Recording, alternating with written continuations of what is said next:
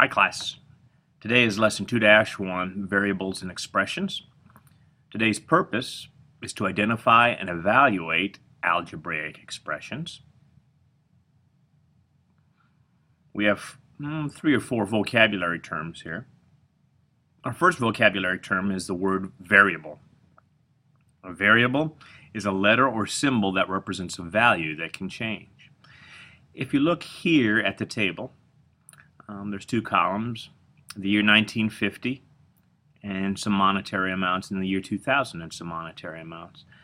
This could indicate back in 1950 something that cost $1 back then would cost $7 in the year 2000. Something that cost $2 back in 1950 would cost $14 in the year 2000, and so on. Here in the table you see the letter P. P is the variable. Let's go ahead and take a look at the next term. The next term is constant. Here, this is a value that does not change. It's usually represented by a number. So where this was a variable, these numbers here all represent constants. Even the 7 in the P times 7 is a constant. Algebraic expression. Well, you know what a numeric expression is. It's numbers with symbols for different operations. Algebraic expression is pretty similar to that. But in this case, an algebraic expression has one or more variables, usually connected by at least one operation symbol. And that operation symbol that we're talking about here could be a plus, a minus, a multiplication, or division.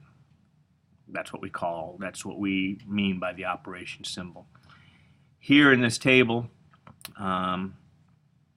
P times 7 is an expression, is an algebraic expression.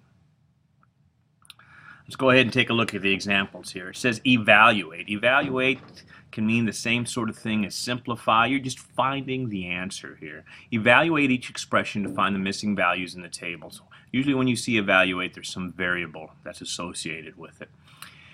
Here the table gives us values for W, and then it gives us an algebraic expression, W divided by 11.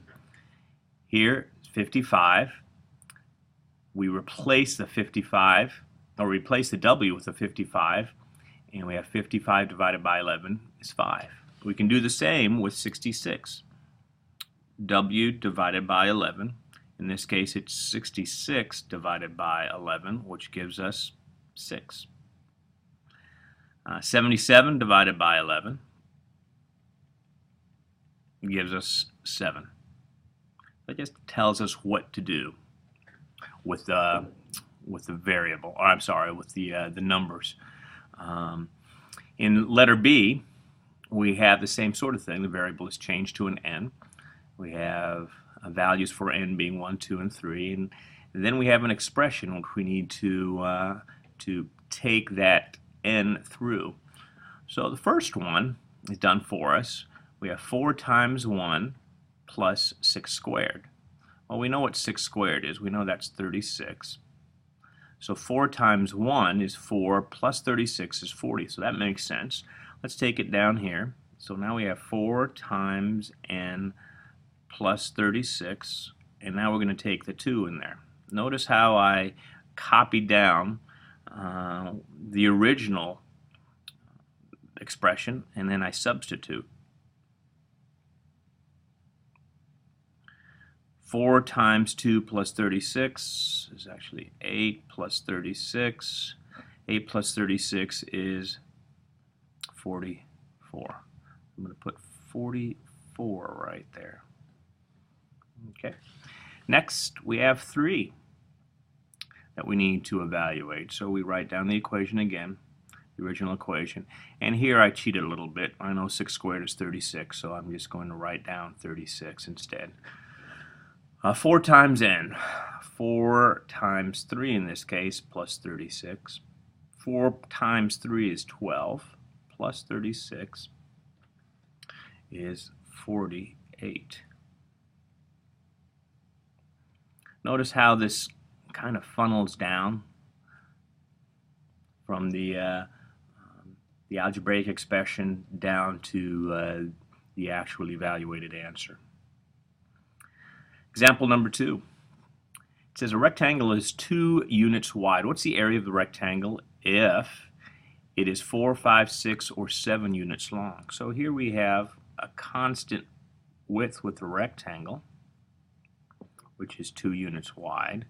But then what happens is the other succeeding rectangles are a little longer. Okay? And then there's a fourth one, of course. So of course the area increases as the length increases, the amount of space inside the rectangle. So let's take a look at the table. Here we have the length, which is 4, 5, 6, and 7, and a constant width of 2s. You could call that centimeters, inches, or just called inches at this point. In the first row we have length times width. 4 times 2 is 8. Here in the next one we have 5 times 2, which is 10. 6 times 2, which is 12. And then 7 times 2, which is 14. So of course all of these would be square units, and we would label them either this way or this way. 8 square units, 10 units squared, etc., etc.